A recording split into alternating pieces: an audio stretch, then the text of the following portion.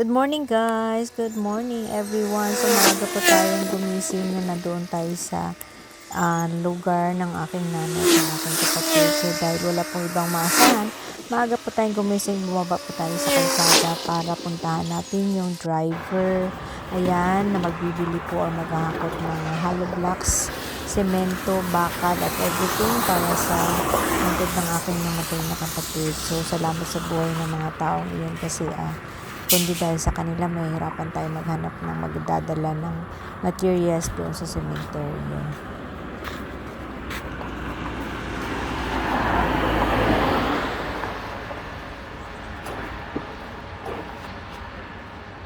Hindi ba malalim daanan ba? Ayun. Dito?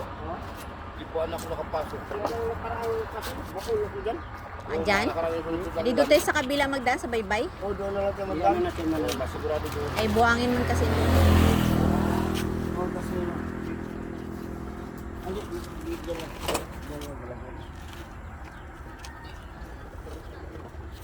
And guys, mabuti na lang talaga tumulong si Kagawad. Siya yung may-ari ng construction materials. Pero tinulungan niya na sila kuya para higit na mabilis na may karga sa tora-tora ang mga gagamiting materials para sa puntod ng aking kapatid na namatay. So wala kasi talagang ibang maasan kundi ako lang. So salamat sa buhay ng mga taong iyan. Madali po silang kausap at pagsabi mo pa lang and go na sila. Thank you so much.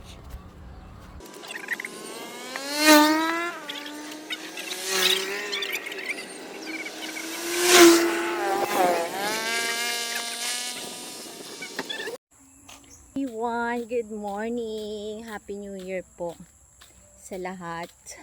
Nandito po tayo ngayon sa barrio na to celebrate the New Year.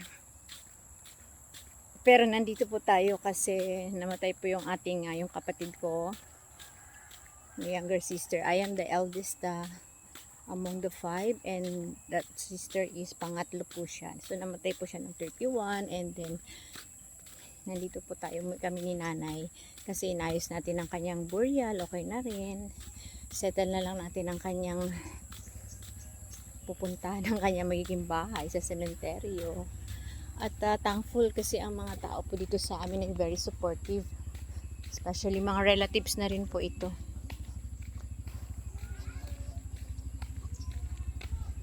And gusto ko lang pala share sa inyo guys. Malakad po tayo pababa. Pababa tayo.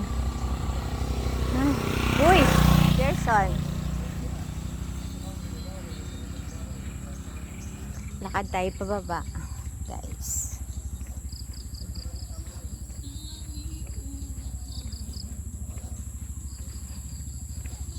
Actually very peaceful dito.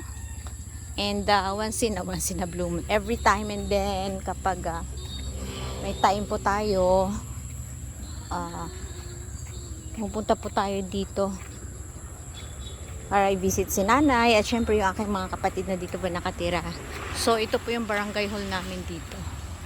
Ang barangay hall. Yan.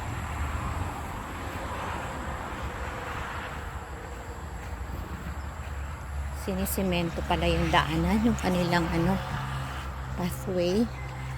Then meron diyang health center, doon sa baba ang daycare center.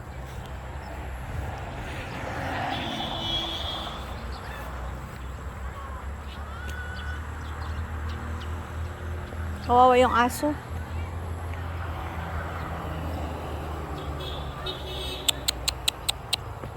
Aso ni nakin. Guys,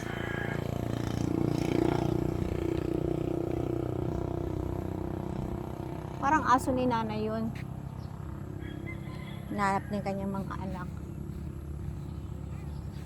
Napakadelikado ng buhay ng mga aso dito sa highway.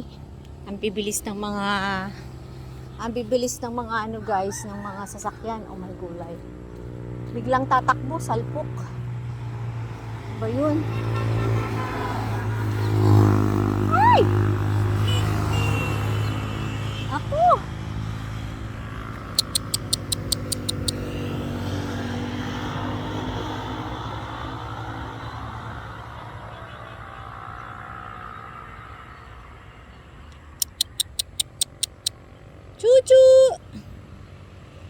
Hindi ko alam kung aso yun ang nanay ko. Nasa National Highway tayo, guys.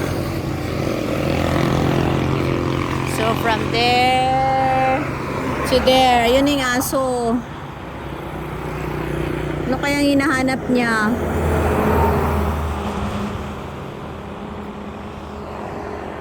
Iba na tayo.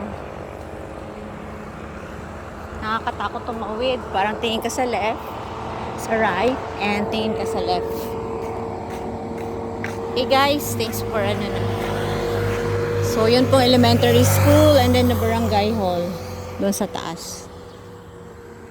So, hirap lang here kasi walang signal. So, kailangan mong makita o mahanap yung mga area na mayroong signal. Okay, that's it. Thank you for this morning.